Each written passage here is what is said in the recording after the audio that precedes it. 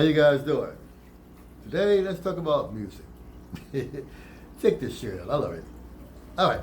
So, it all began for me, third grade, 1963. The idea was that if a child played a musical instrument, it would help them to stay focused for everything else, which really is quite true. And so, within my first week in class, I was instructed to pick an instrument. And the choices were very few at that point. There were no more trumpets. And there were no clarinets, thank goodness. There was a violin, no. And there was a trombone. Okay, I'll play trombone. And wise decision it turned out. I took to it immediately. We were raised on big band music, Count Basie, Duke Ellington, Stan Kenton, Stan Getz. So I was familiar with the sound. The Dorsey Brothers, the Glenn Miller Band, on and on and on it goes. It was got horns, it's a big band, we listened to it. So for me, the trombone was a no-brainer. I was a big fan of Tommy Dorsey anyway. And this was going for 9 years. I held second seat trombone in junior high school as well as high school. I could never reach that tone for first seat. Doesn't really matter, I think, because in the hindsight, in my inner ear, I was hearing something else. Didn't quite know what it was, but I could clearly hear the sound of something new. I come home from school one day, and my brother and his friends are downstairs in the basement playing the records. I really wish I could tell you what it was that I heard, but I don't know. I don't remember what that was for me. But the only thing I do know is that that sound was now coming out my basement. And I need to know two things immediately: what it was and how do you do it? Well, much to my father's chagrin, that became the end of the trombone and the beginning of the guitar era. It would take me a long time to learn to play guitar. Tell you a story. My first guitar was a guitar that came out of a store called Tommy Tucker's, I believe it was, or maybe a Woolworths, cost $10. Tiesco, T-I-S-C-O.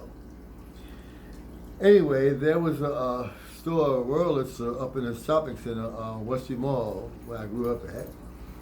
And there was this guy who gave piano lessons. And so I went to him with my Tiesco guitar and my $10, which it took me almost 2 weeks to scrape up. And he gave me the first lesson. When I came back with the second lesson, he said to me, I'm not going to teach you because, first of all, from the looks of you can't afford it, which was really true. I couldn't. My father was having nothing to do with that or me at that point. And it was true. But what he spoke was prophetic. He said to me that I already knew what I was going to sound like, what I was going to play like, and what I would do with this instrument.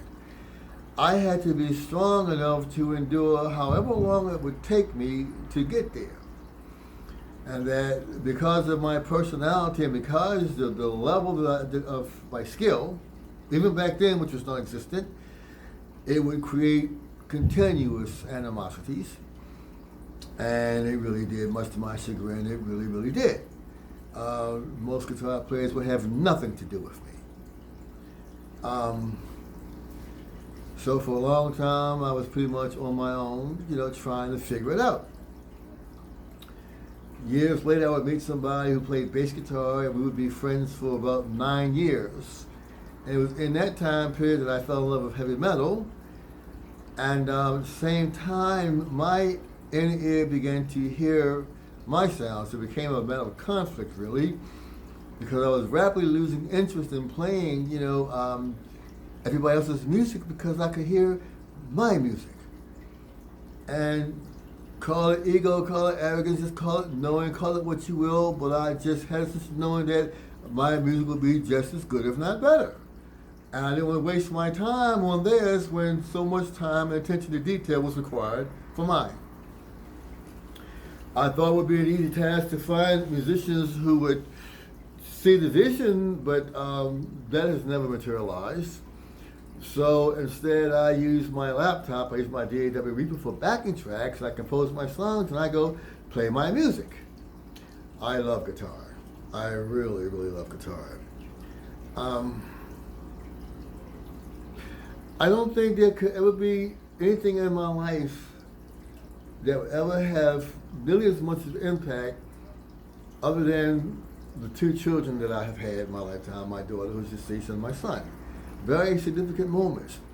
But the guitar has held a place of preeminence so high, the only person higher is Jesus. Simple. I am saved. I don't call myself a Christian. I am saved, and we'll discuss that. We're talking about music. So I am embarking now to pay the proverbial dues and learn the dynamics of what will become, for me, my show when you do come see me, as I begin to get myself booked out, which I am shooting for in the spring. We are now in the fall, at the end of October. I think that by the time we reach the spring/early summer, I will be either opening or headlining. But I am out, and I look forward to seeing you guys around Atlanta. So here I am. Welcome to the new world, the new day in music, and get ready for Joe Nathan. See y'all guys soon. Ciao.